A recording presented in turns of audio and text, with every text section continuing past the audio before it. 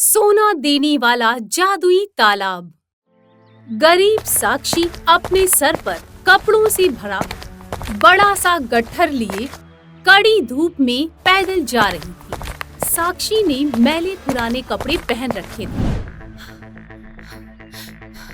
पता नहीं कब तक मुझे और मेरे परिवार को इस गरीबी की परेशानियों का सामना करना पड़ेगा।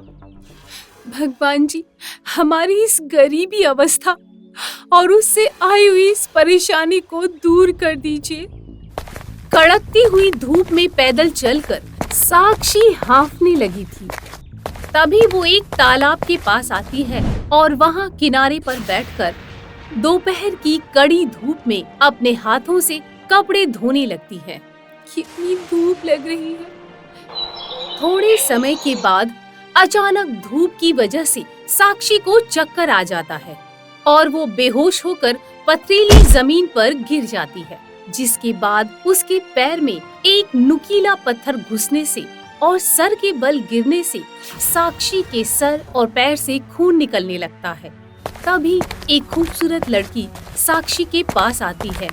उसे देखकर ऐसा लग रहा था जैसे वो कोई परी है। अरे, ये लड़की कौन है?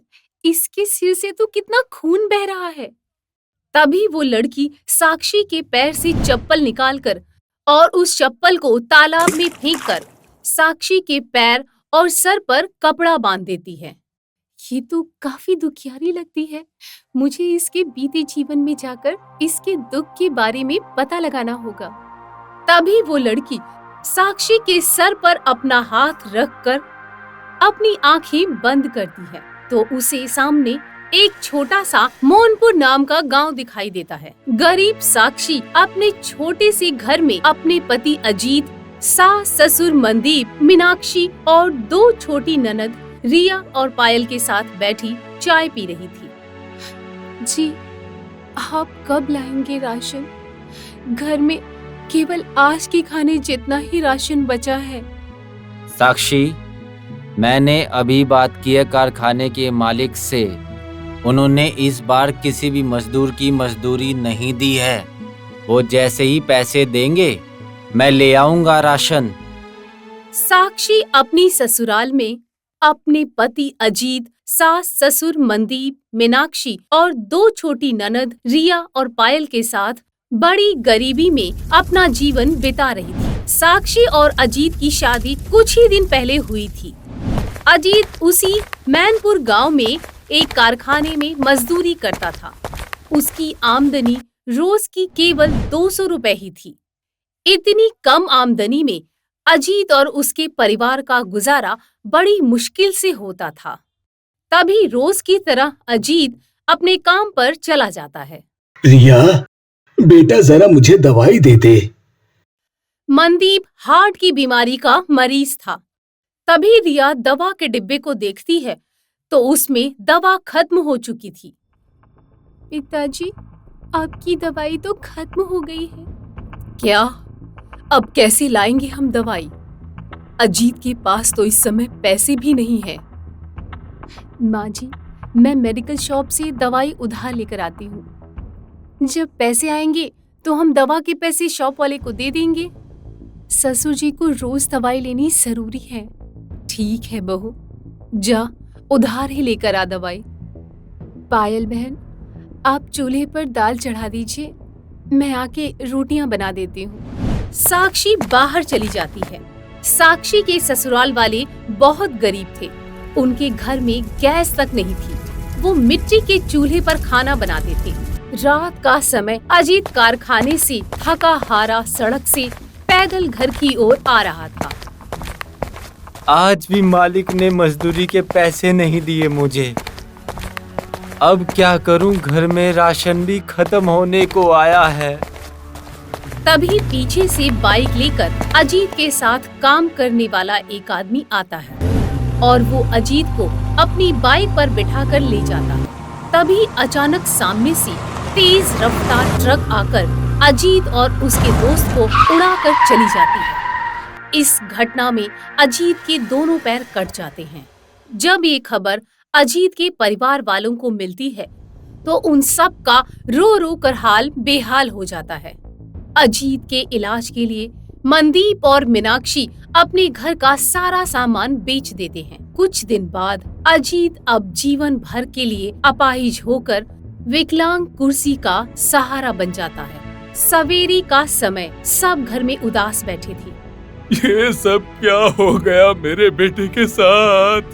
मीनाक्षी अब कैसे होगा अपने परिवार का गुजारा? कितना बुरा बेटा हूँ मैं।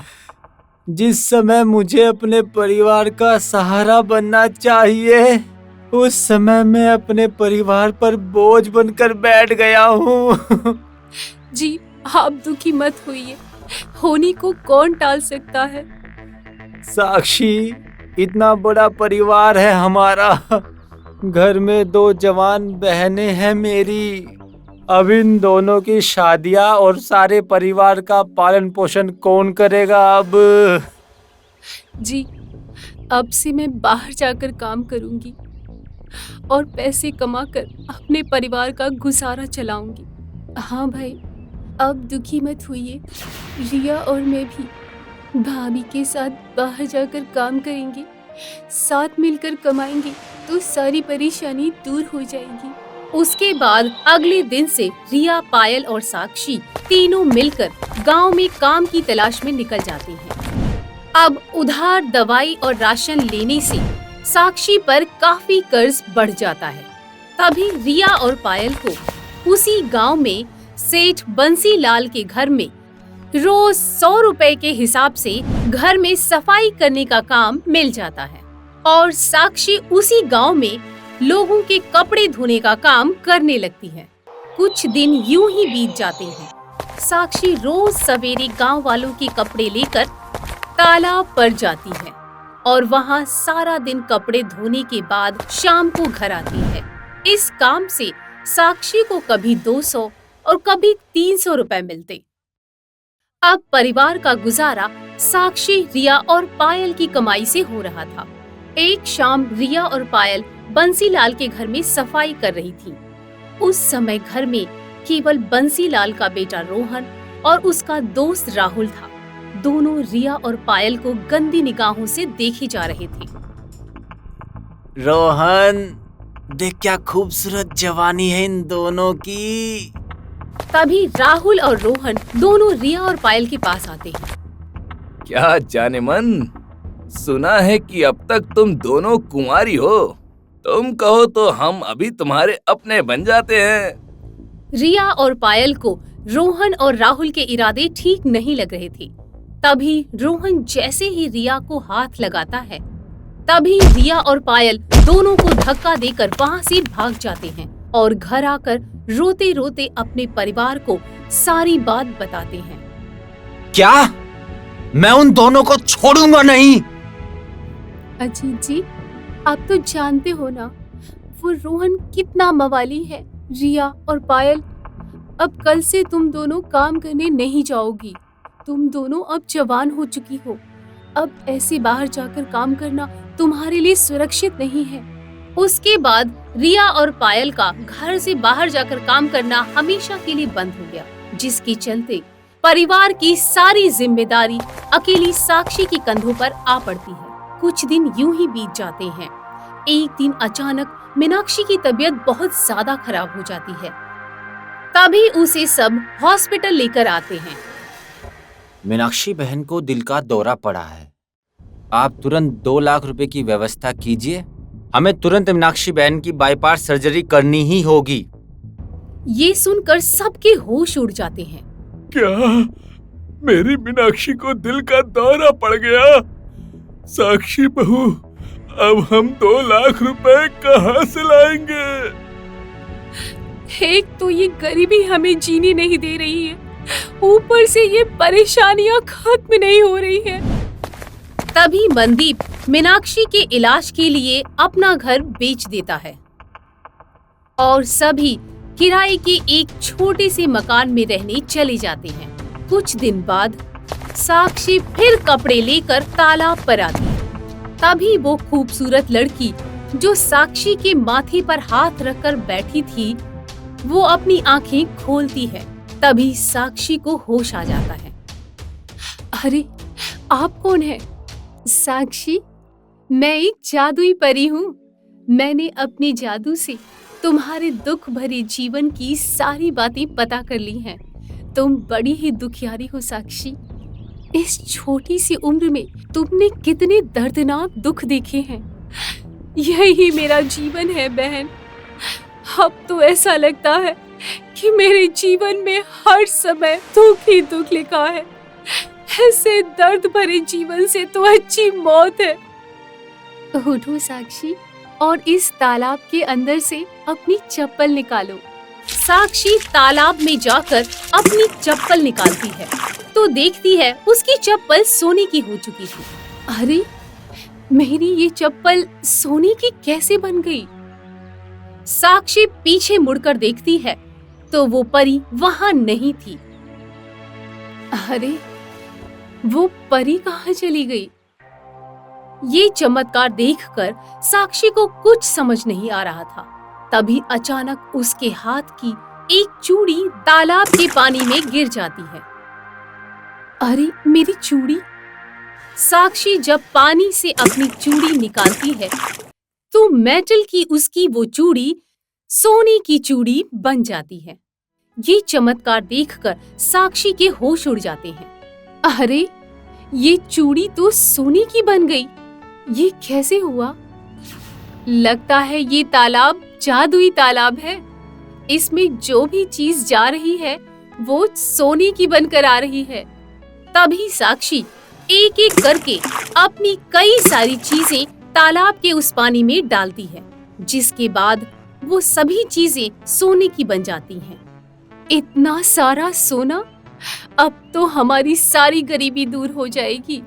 तभी साक्षी वो सारा सोना लेकर अपने घर आती है और अपने परिवार को उस जादुई सोना देने वाले तालाब के बारे में बताती है।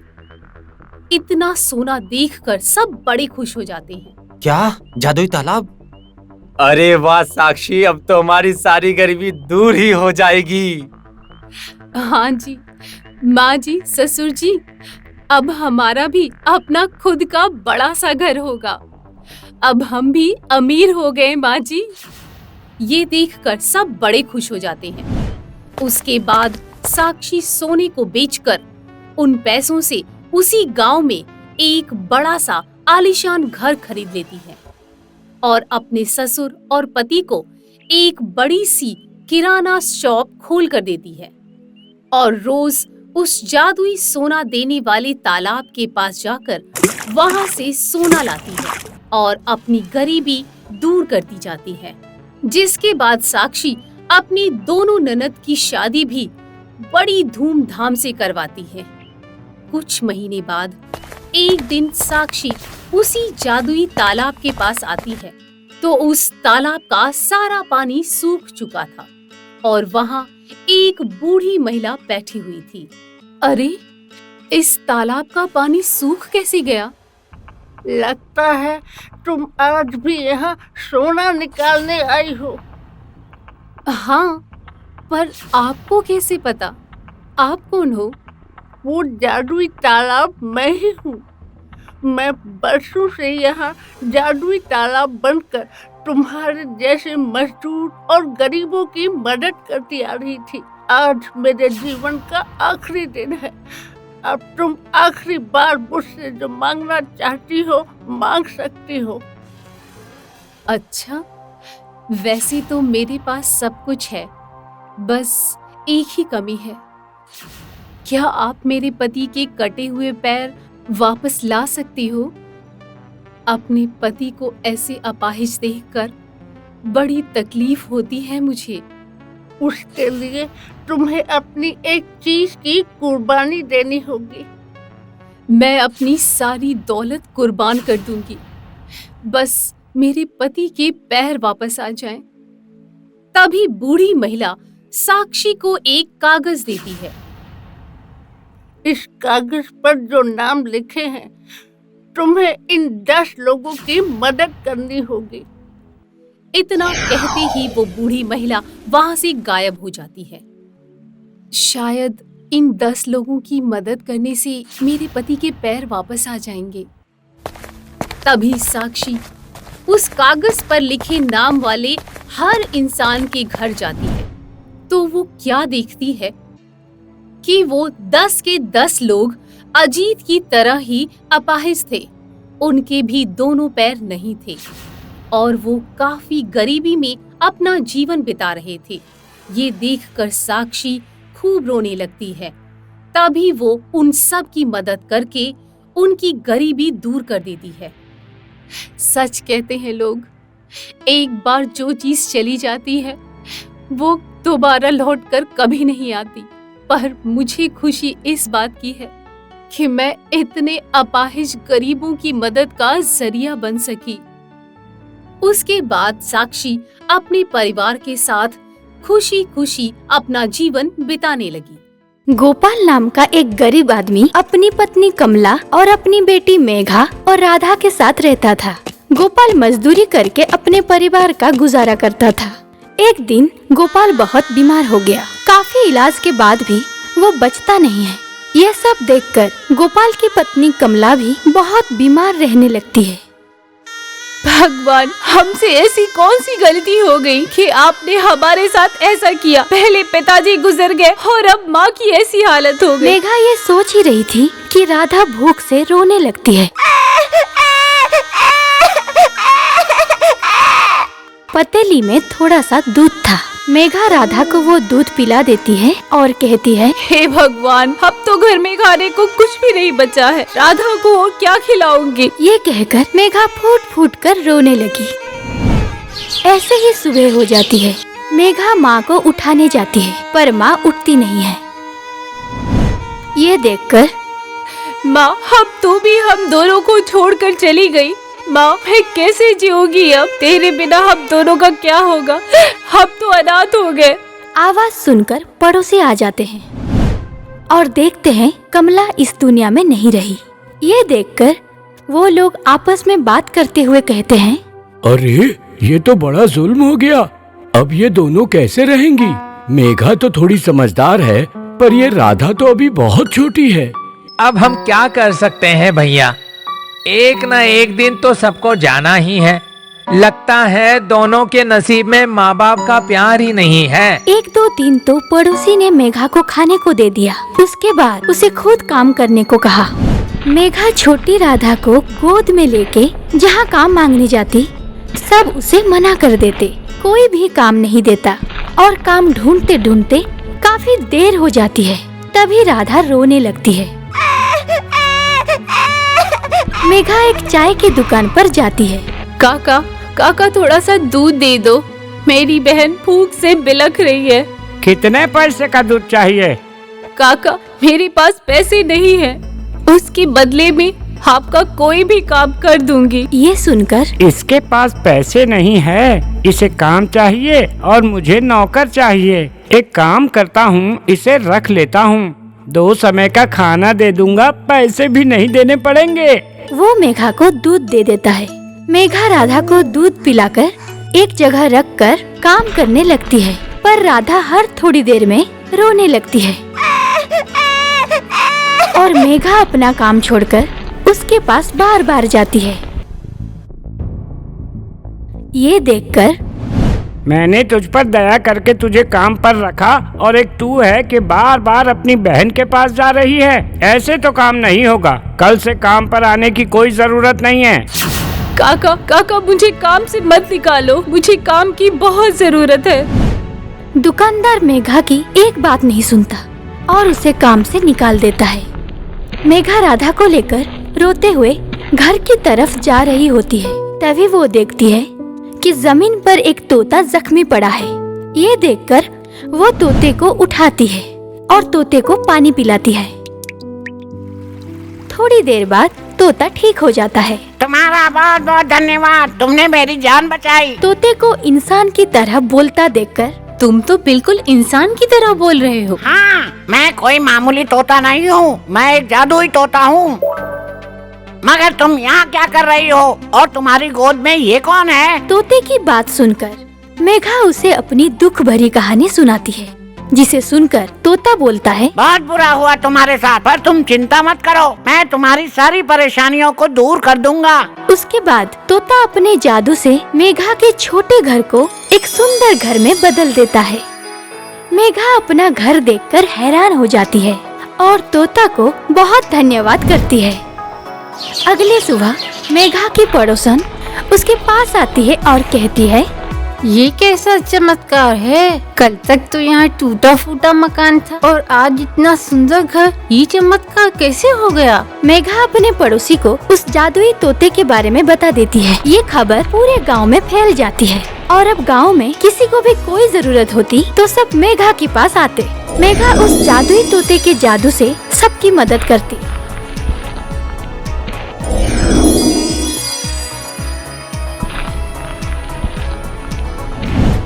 ऐसे ही कुछ साल बीत जाते हैं। अब राधा भी बड़ी हो जाती है।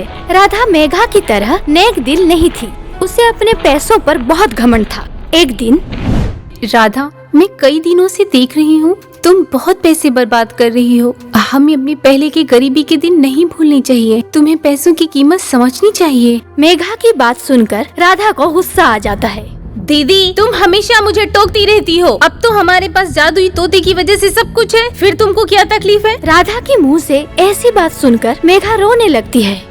राधा मेघा को रोता देखकर भी उसे चुप नहीं कराती है। वो तो अपनी सहेलियों के साथ पार्टी करने चली जाती है। ये देखकर मेघा अपने माँ पिता के तस्वीर के आगे रोते हुए कहती है, माँ, पिताजी, लगता है मेरी ही परवरिश में कोई कमी रह गई होगी, इसीलिए आज मुझे ये दिन देखना पड़ रहा है। ये सब बातें जादुई तोता भी सुन रहा था। तभी, मेघा, इसमें तुम्हारी कोई गलती नहीं है, तुम अपने आप को दोषी मत ठहराओ। राधा को बिना मेहनत किए सब कुछ मिल गया है, इसीलिए वो इसकी अहमियत नहीं समझ रही है। उसे सही रास्ते पर लाना होगा। तभी जादुई तोता अपने जादू से उस सुंदर घर की जगह टूटा फूटा घर कर देता है। वापस वही गरीबी की दिन कर देता है। जब राधा अपनी सहेलियों के साथ पार्टी करके आती है तो टूटा फूटा घर देखकर हैरान रह जाती है।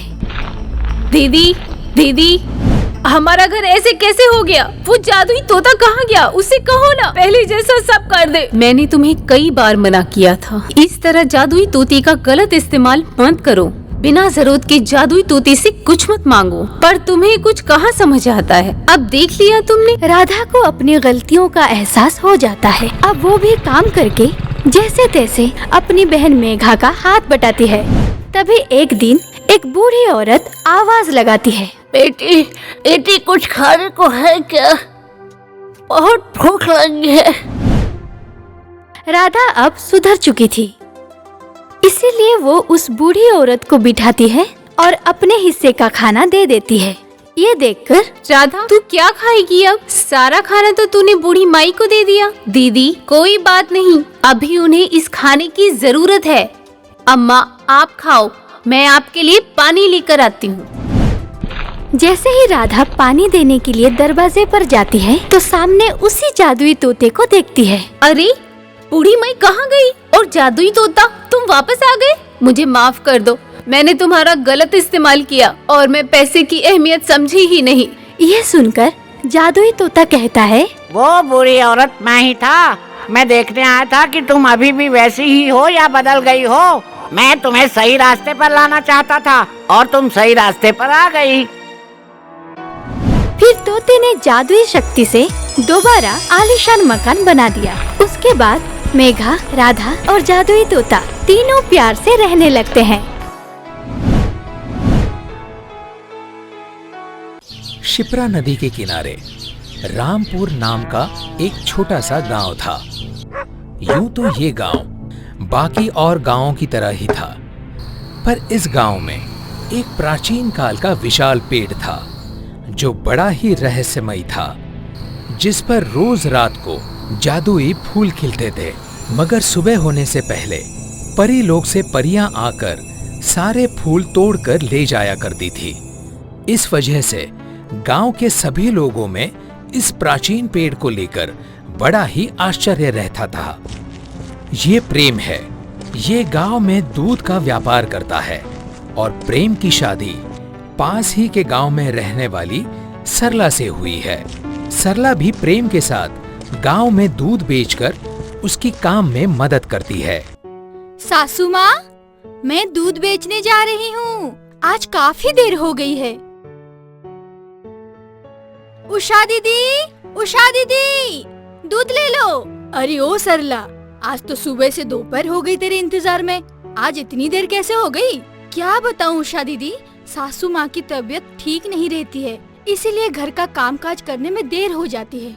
अच्छा तो ये बात है, पर तेरे देर से आने की वजह से मोहल्ले की बाकी औरतें उस रामू दूध वाले से दूध ले लेती हैं। मैं तो तेरा इंतजार करती हूँ, पर बाकी लोग नहीं करते हैं। शुक्रिया उषा दीदी, कल से मैं सवेरे जल्दी घर से निकलकर आप लोगों को दूध देने आ जाया करूँगी। चलो अब जल्दी से चलती हूँ, अभी पूरे गांव में घूमना बाकी है। दूध ले लो दूध, दूध ले लो दूध। सरला, ये भी भला कोई वक्त है दूध लेके आने का? मैंने तो आज का दूध ले लिया है बहन। कोई बात नहीं दीदी। सरला गांव के बाकी घरों में दूध देने जाती है, पर बहुत से घरों में पहले से दूध पहुंच गया है, इसीलिए अब वो घर लौटने का मन बनाती है। हे राम, कितनी गर्मी है। आज तो पेड़ का एक पत्ता तक हिलने को राजी नहीं है। अब तो आगे जाने की हिम्मत नहीं है।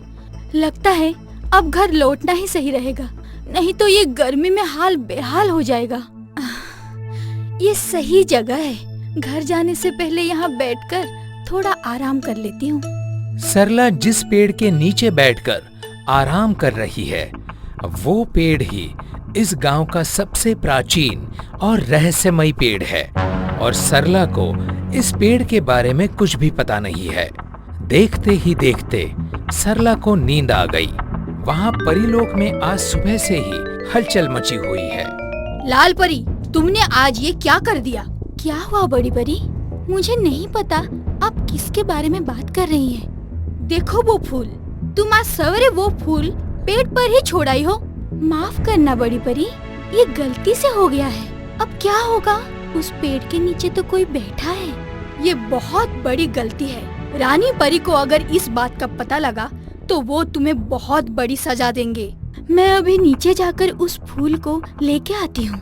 अभी तुम नीचे नहीं जा सकती हो। अभी पृथ्वी लोक पे जाना परी लोक के नियम के खिलाफ है। तुम्हें सूर्यास्त होने का इंतजार करना होगा।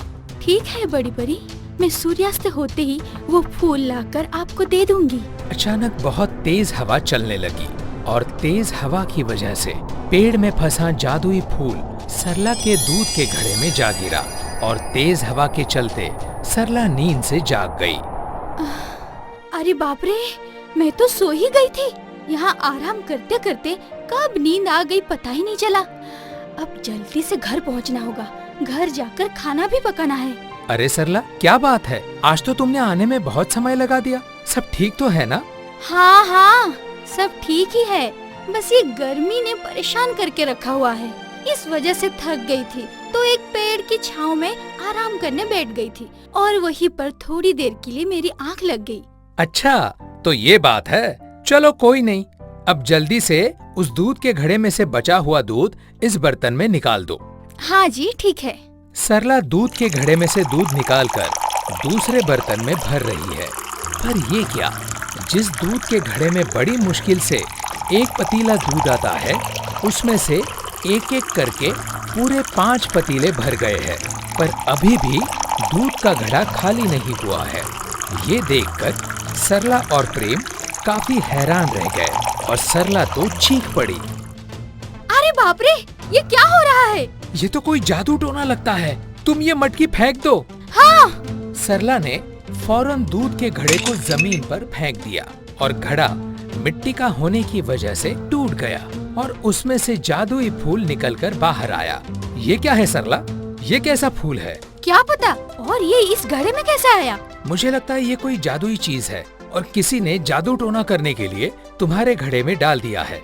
कहीं ये रामू दूध वाले का तो काम नहीं है? नहीं नहीं, मुझे नहीं लगता कि वो ऐसा कुछ करेगा। घर में हो रहे शोर की वजह से प्रेम की माँ जाग जाती है, और अपने कमरे से बाहर आकर प्रेम को आवाज लगाती है। प्रेम, प्रेम, क्या हो रहा है?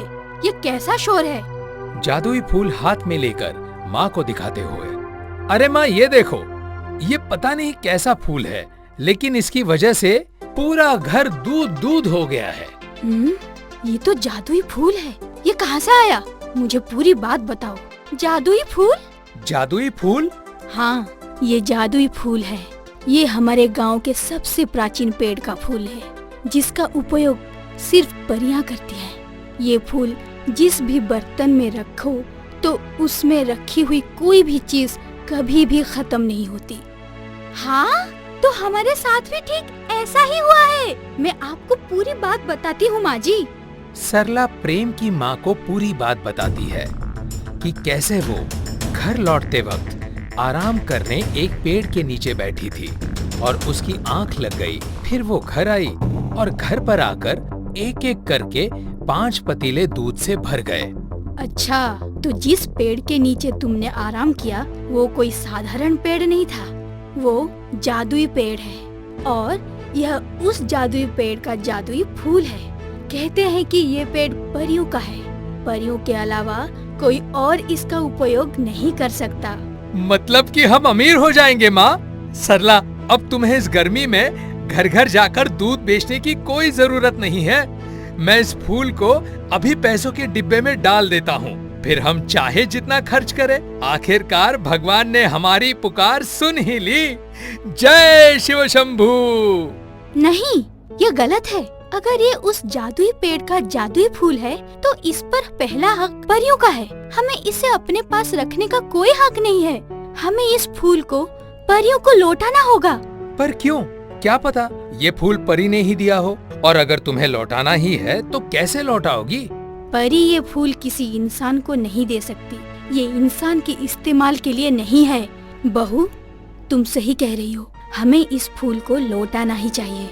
जी माँ जी, मैं ये फूल लेकर अभी जाती हूँ और देखती हूँ कि इस फूल को परी को कैसे लौटाया जाए। सरला जादुई फूल को लेकर उस रहस्यमयी पेड़ की ओर चल पड़ती है। परी, ओ परी, देखो मैं आपकी अमानत लेकर आई हूँ। आपको कैसे लौटाऊं मुझे नहीं पता। आप मेरे सामने आओ। सरला की आवाज सुनकर परी लोक में बड़ी परी ने लाल परी को नीचे जाने का आदेश दिया। जाओ लाल परी, सरला एक भली औरत है। तुम उसके पास जाकर वह जादुई फूल लेकर आओ। रानी परी को मैं देख लूंगी। ठीक है बड़ी परी, जैसा आप कहें। परी! हाँ सरला, मैं लाल परी हूँ। मैं परी लोग से ये फूल लेने आई हूँ। ये लो लाल परी, आपकी अमानत। तुम बहुत ही नेक दिल हो सरला। तुम्हारा बहुत बहुत शुक्रिया। ये फूल लौटाकर तुमने मेरी बहुत बड़ी मदद की है। यह मेरा फर्ज था लाल परी। सरला, मैं तुम्हारी ईमानदारी से बहुत खुश हूँ और मैं तुम्हें एक तोहफा देना चाहती हूँ। धन्यवाद लाल परी। सोने के सिक्कों से भरी पोटली लेकर सरला खुशी खुशी घर लौटती है और घर वालों को पूरी बात बताती है। अब प्रेम और सरला अमीर हो गए हैं। अब वो दोनों खुशी खुशी अपना जीवन जी रहे हैं। दोस्तों, इस कहानी से हमें ये सीख मिलती है कि हमें किसी भी पराई चीज पर अपना हक नहीं दिखाना चाहिए, और अगर हम ईमानदारी से जीते हैं तो उसका फल हमें जरूर मिलता है। आपको हमारा ये वीडियो पसंद आया हो तो प्लीज हमारे चैनल को सब्सक्राइब कीजिए और हाँ, वीडियो को लाइक और शेयर करना मत भूलना। धन्यवाद।